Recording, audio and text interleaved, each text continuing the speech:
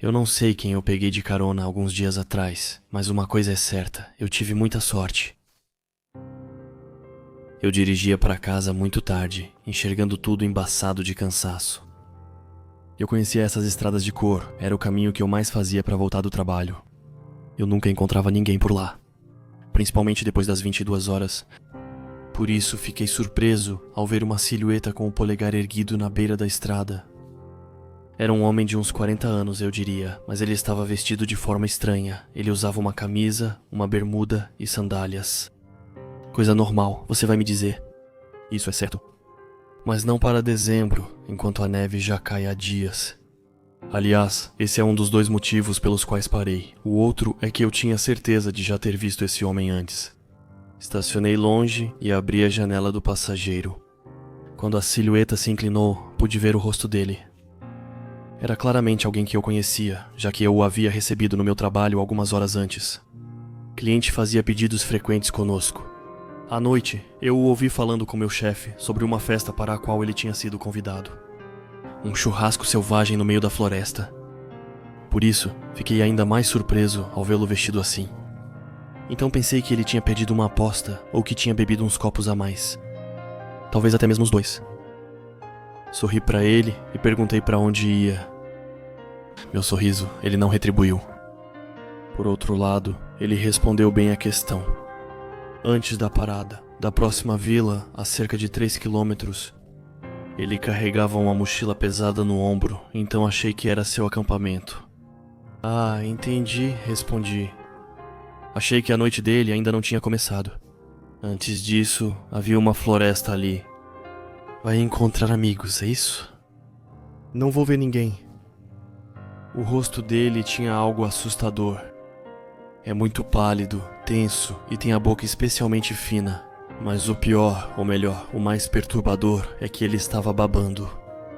Depois, abri a porta do passageiro para ele, mas ele recuou e se afastou da porta. Prefiro sentar atrás, disse ele com uma voz particularmente sombria. Sem problema, senhor.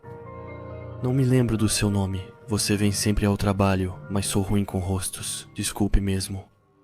Ah, pare antes do próximo vilarejo, por favor. Em seguida, ele entrou e pôs a mochila grande no banco à esquerda. Eu não entendia a frieza dele, mas não levei para o lado pessoal.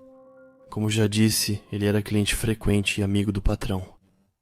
Evitei riscos e fingi normalidade. Engatei a primeira marcha e segui para o famoso cruzamento. No começo, só havia silêncio, um verdadeiro silêncio mortal. Ninguém falava e eu não tinha ligado o rádio. Eu achava que ele ia querer conversar um pouco, mas não, ele não dizia uma palavra sequer.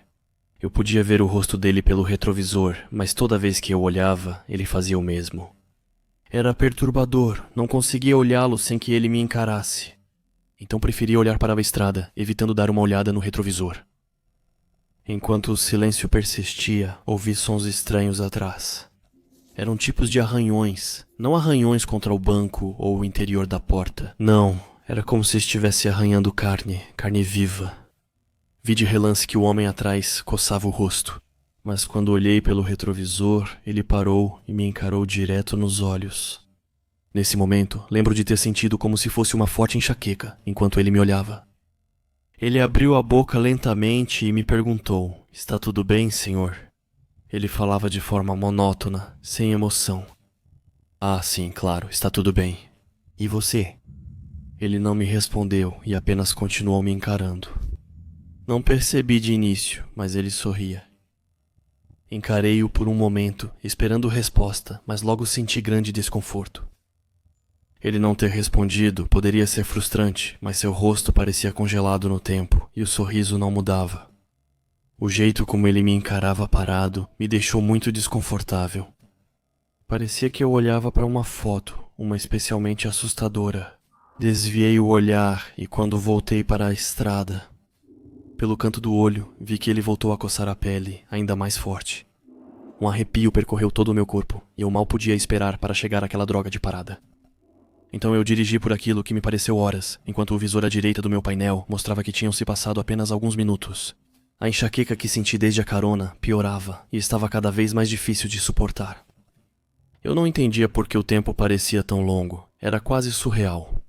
Esse sentimento aumentou quando vi, pelo canto do olho, ele puxando a pele das pálpebras para baixo, como se esticasse elásticos grossos.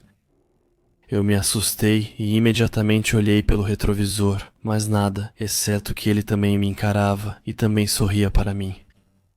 Minha enxaqueca estava ficando cada vez mais forte, como se o olhar dele estivesse transformando meu cérebro em mingau. Minha cabeça começou a girar. Está tudo bem, senhor? A entonação e a frase dele eram exatamente as mesmas de antes. Era certamente a mesma pergunta, mas não era só isso, era idêntica à da vez anterior. Como uma gravação tocada por alto-falantes. Estou com dor de cabeça, respondi para ele. Eu teria preferido esconder isso dele, mas respondi automaticamente. Eu não tinha forças para mentir. Apenas dirija, vai passar, não olhe mais para mim daqui em diante. Jurei ter ouvido sua última frase na cabeça, por isso não tentei entender. Minha enxaqueca estava tão intensa naquele momento que poderia muito bem ter sido uma alucinação auditiva. Eu não me importava, só queria levá-lo até lá o mais rápido possível. Continuei dirigindo e de novo senti movimento na parte de trás. Sempre pelo canto do olho, eu tinha uma impressão de ver os braços ou as pernas dele se contorcendo e se deformando, como se não tivessem ossos. Dessa vez, não tive coragem de olhar no retrovisor. Que o aviso venha da minha cabeça ou da boca dele. Eu estava decidido a respeitá-la, mas paralisado pela dor e medo. Eu dirigi mais rápido do que deveria, pisei fundo no acelerador porque eu não queria ver mais nada. Eu continuei dirigindo, de novo e de novo, vendo as árvores passando à minha direita, uma após a outra, com minha enxaqueca piorando. À medida que eu avançava, tinha certeza de que foi ele quem me causou isso, sem saber porquê e muito menos como. E mais uma vez ouvi seus arranhões. Só que desta vez não percebi nenhum movimento. Meus olhos se voltaram para o retrovisor por reflexo. Mas não tive tempo de me arrepender. Não o via mais. Ele não estava mais no lugar dele. Abri a boca para perguntar se ele estava bem. Quando senti seu hálito no meu pescoço, não consegui dizer nada. Ele estava me cheirando. Ele estava ali, bem atrás de mim. Cheirando minha pele, minha enxaqueca estava se tornando insuportável. E de novo saber ecoar na minha cabeça. Você tem uma pele bonita. Achei que meu crânio ia explodir. A voz dele ecoava estranhamente e parecia que meu cérebro desmoronava. Eu devia ter esperado antes de pegar dele. Eu não conseguia tirar as mãos do volante, não conseguia mais me mexer, nem mesmo falar. Algo invisível me impedia de agir. Agora é tarde demais. É uma pena para mim. Eles preferiam ver a sua. Meu coração batia forte, enquanto a respiração dele se afastava de mim. Minha enxaqueca seguia forte, mas ficou mais suportável. Quando ele se afastou, ouvi um barulho, como os cachorros fazem quando veem um pedaço de carne. A coisa lá atrás provavelmente acabou de lamber os lábios. Após um momento, minha paralisia sumiu totalmente. Pisei forte no freio e me preparei para sair do carro rapidamente. Quando a coisa pronunciou sua última frase, "Muito obrigado, senhor, chegamos", ele estava certo, o ponto final estava ali, eu o tinha levado exatamente onde ele havia pedido. Ele saiu do veículo, pegou sua enorme bolsa e ficou um instante ao lado do carro. Meu veículo morreu ao frear, então corri para ligá-lo de novo, antes que ele decidisse fazer outra coisa além de simplesmente esperar. Quando o motor roncou de novo, vi ele entrar na floresta. Quanto mais se afastava, mais a enxaqueca aliviava e a dor diminuía. De novo e de novo. Enquanto eu via luzes estranhas na floresta se movendo da direita para a esquerda, havia luzes azuis, verdes e amarelas. Eu não observei a cena por mais tempo. Engatei a primeira e fui para casa o mais rápido possível.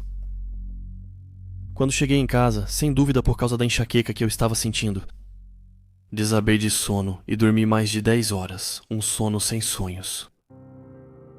Ao acordar, me questionei se tudo o que vivi foi só um sonho, ou uma estranha alucinação visual e auditiva provocada pela forte enxaqueca. Mas ao olhar para o banco de trás, vi uma estranha substância verde no assento e grandes pedaços de pele humana. Percebi que tudo o que vivi foi real. Não sei o que encontrei, mas tive muita sorte. Sobretudo ao ver o noticiário na televisão no dia seguinte. Um massacre ocorreu à noite, quando dei carona para ele perto de uma floresta. 4 pessoas foram achadas mortas perto de uma fogueira, exatamente na noite mencionada pelo cliente do meu chefe. 3 das 4 pessoas tinham sido desmembradas, e vários dos membros continuavam desaparecidos.